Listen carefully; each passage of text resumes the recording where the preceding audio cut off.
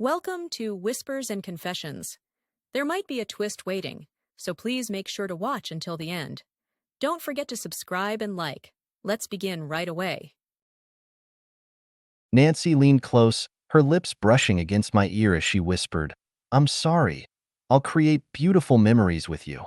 Each time her warm breath caressed my ear, I found myself caught between overwhelming guilt and undeniable excitement. Without warning, she pressed her body against mine and captured my lips in a kiss, instantly shattering any remaining self-control. I was torn between my loyalty to Mike and my growing desire for Nancy. At 27, with 5 years in the corporate world under my belt, I had fallen into a monotonous routine. Each day blended into the next.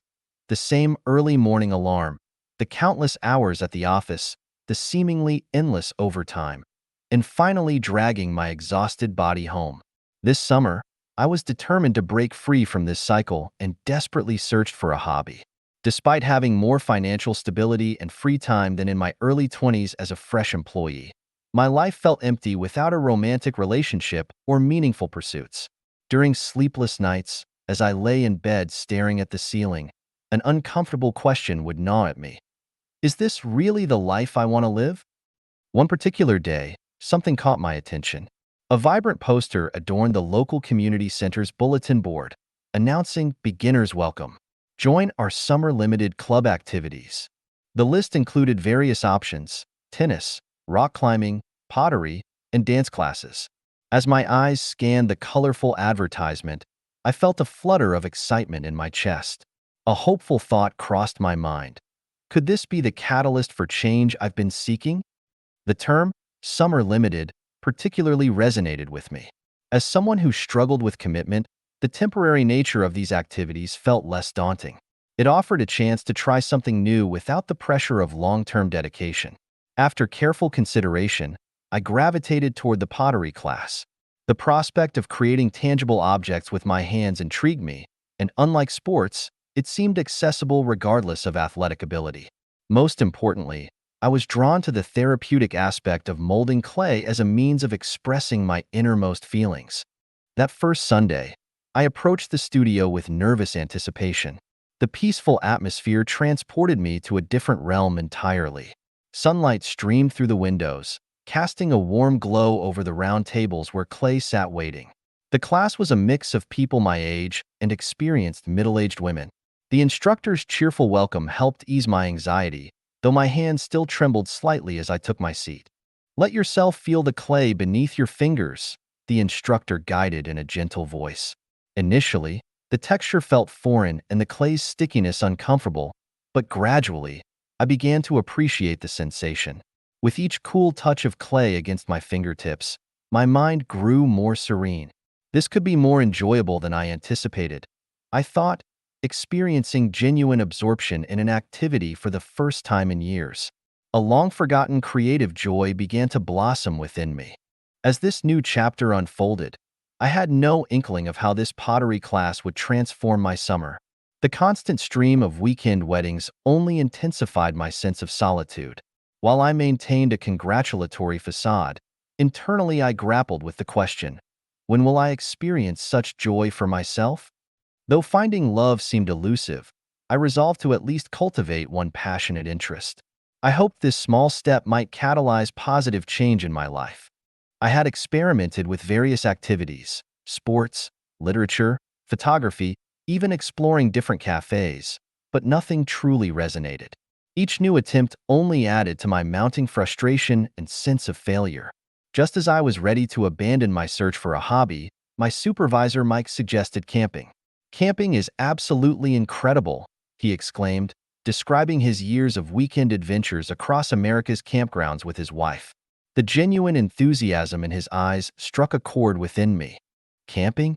That actually sounds intriguing," I responded, causing Mike's face to light up. "Really? Why don't you join us this weekend? My wife and I already have a trip planned."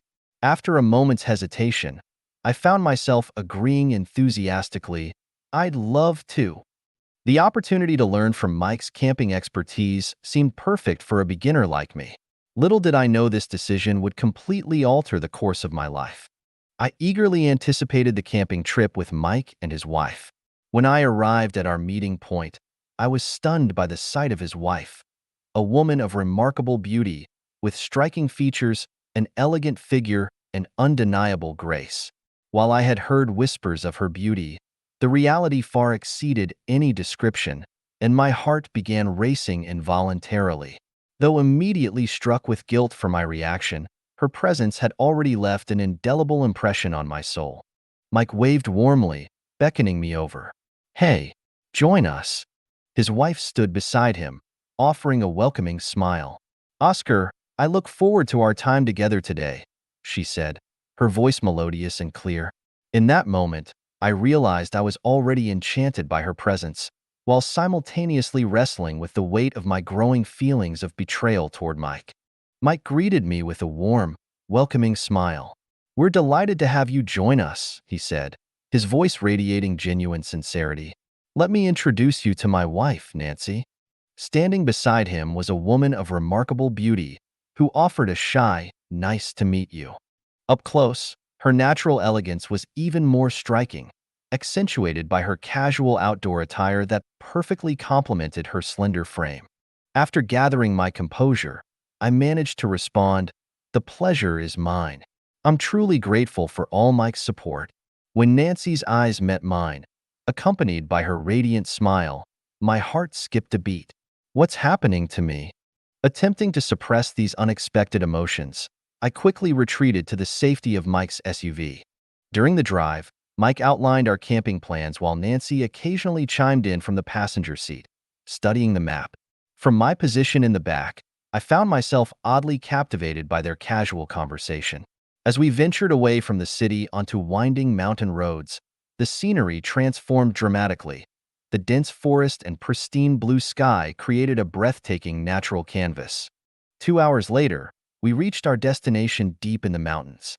"We've made it," Mike announced enthusiastically as he stepped out first. Following him, I was immediately struck by the fresh mountain air that rushed through the open door. The transformation from the city was remarkable. The crisp atmosphere, the cooler temperature, even the distinct mountain fragrance. "This is incredible," I exclaimed spontaneously. My genuine amazement brought matching smiles to Mike and Nancy's faces. Nancy approached, taking a deep breath beside me. "Isn't the air wonderful?" she mused. "I never knew air could taste this pure until I started camping." Her innocent enthusiasm and girlish smile triggered another flutter in my heart. Though I tried to dismiss these inappropriate feelings, I found myself increasingly drawn to her presence. After savoring the mountain air, we began setting up camp. Mike and Nancy moved with the practiced efficiency of experienced campers, while I did my best to assist without hindering their progress. The tent setup proved more complex than anticipated, requiring both strength and precision. Nancy patiently guided me through my mistakes, offering gentle instruction. "Try it this way." "Perfect, you're getting it." Her encouraging words were generous and warm. Each time she leaned in to demonstrate a technique, her subtle perfume would envelop me, her soft voice close to my ear. While her guidance helped me master the tent setup, I couldn't shake the guilt that accompanied these growing feelings for my boss's wife. Nancy's t-shirt, now slightly damp from exertion, clung to her figure in a way that emphasized her graceful silhouette. Catching myself staring, I was startled by Mike's voice. I felt my face flush with shame, though thankfully, he seemed oblivious to my inappropriate attention. Just as we finished with the tent, Mike completed his barbecue preparations. "The grill's ready. Perhaps it's a bit early, but shall we start with drinks?" His cheerful voice harmonized perfectly with the gentle burbling of the nearby stream. His evident joy only intensified my feelings of guilt. "Mike, this is amazing. Thank you for all of this." I couldn't contain my excitement as I surveyed the spread. He had prepared an impressive feast, premium cuts of steak, fresh seafood, crisp vegetables, and even a fondue setup. The extent of his thoughtful preparation for my first camping experience touched me deeply. "Well, it's your camping debut. It had to be special," Mike declared proudly. Nancy added playfully, "He's been looking forward to this trip for days." Their warmth and hospitality stirred conflicting emotions within me. "Come on, Nancy," Mike said, his face slightly flushed. "No need to embarrass me. Look, I've got beer cooling in the stream." He gestured toward the drinks he had cleverly placed in the flowing water. His attention to detail impressed me once again. "That's amazing. They're perfectly chilled," I remarked. Mike beamed, nature's refrigerator at its finest, as he passed a beer to Nancy, who accepted it with a bright smile. "Here's to your first camping experience. Cheers." The three of us raised our beer cans in celebration, their aluminum surfaces clinking together. As the sound echoed in the mountain air, I had a profound sense that this moment would become an indelible memory, though for reasons I couldn't yet fully comprehend. We raised our glasses and downed our beers in unison. The crisp evening mountain air combined with the ice-cold beer penetrating my body, still warm from setting up camp, created an extraordinary sensation. The stream-chilled beer provided a refreshing experience impossible to replicate in any city establishment.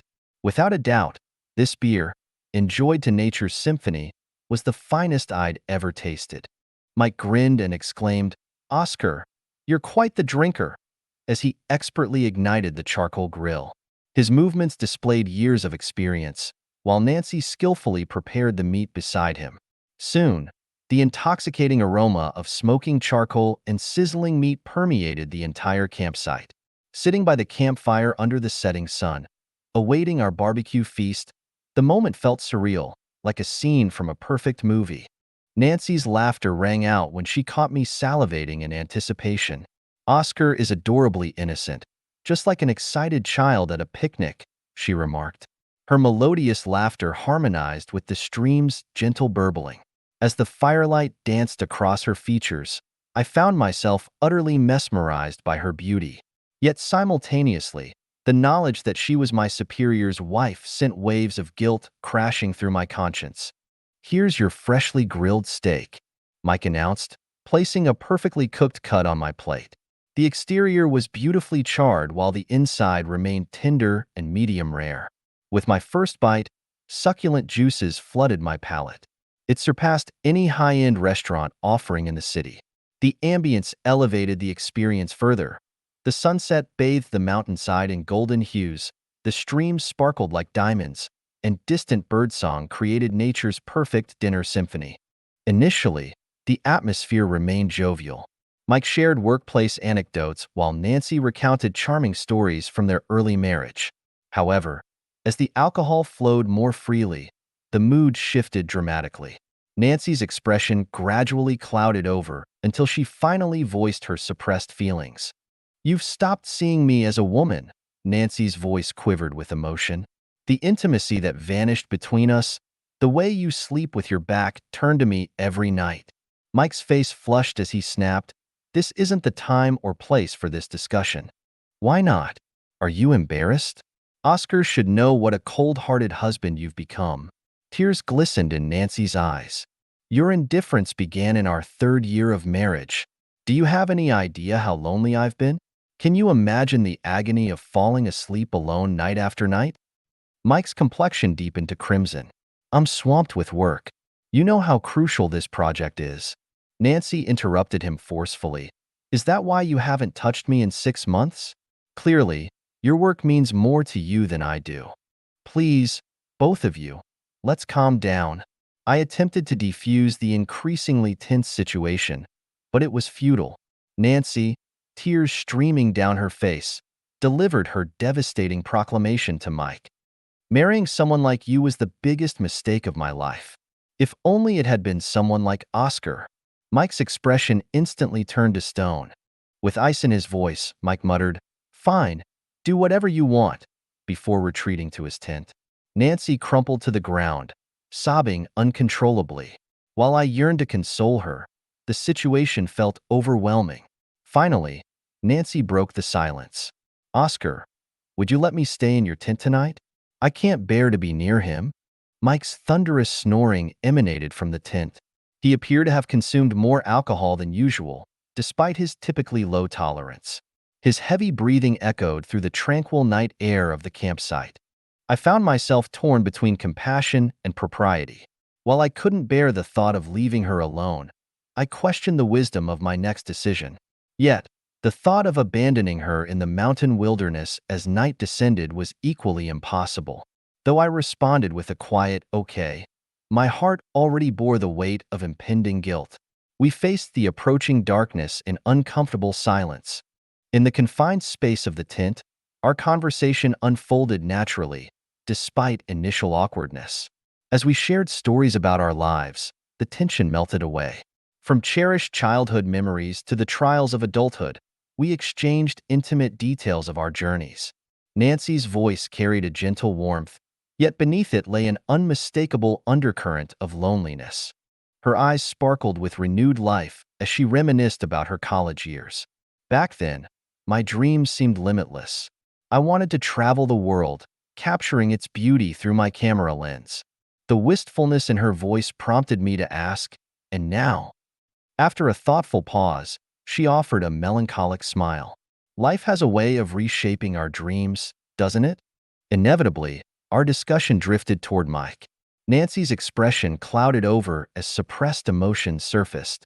"He's always been stubborn, refusing to consider my perspective.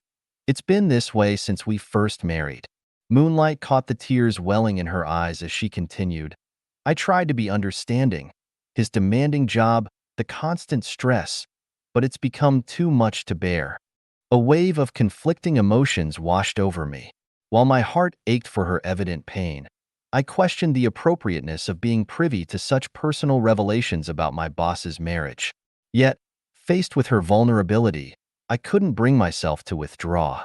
"You know," I ventured carefully, "Mike is more than just an accomplished boss. He's genuinely proud of you, Nancy. At company events, he never misses an opportunity to praise you.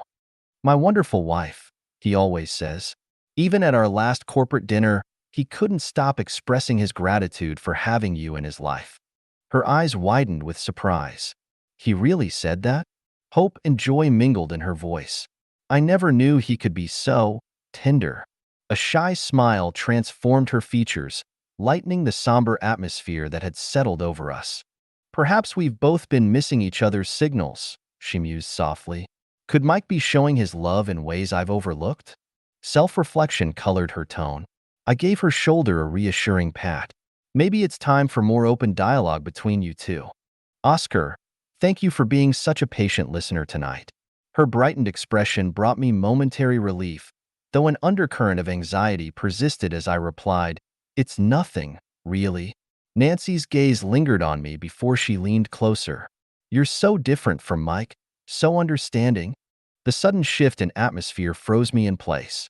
My heart raced as reason warred with mounting desire. "This is dangerous territory," my mind warned, but my body responded to her proximity. "I'm sorry about ruining your first camping experience," she whispered, her perfume intoxicating, the moonlight playing across the delicate lace of her shirt. Her touch on my arm sent electric currents through my body. My conscience screamed its final warning. "Stop this. She's your boss's wife."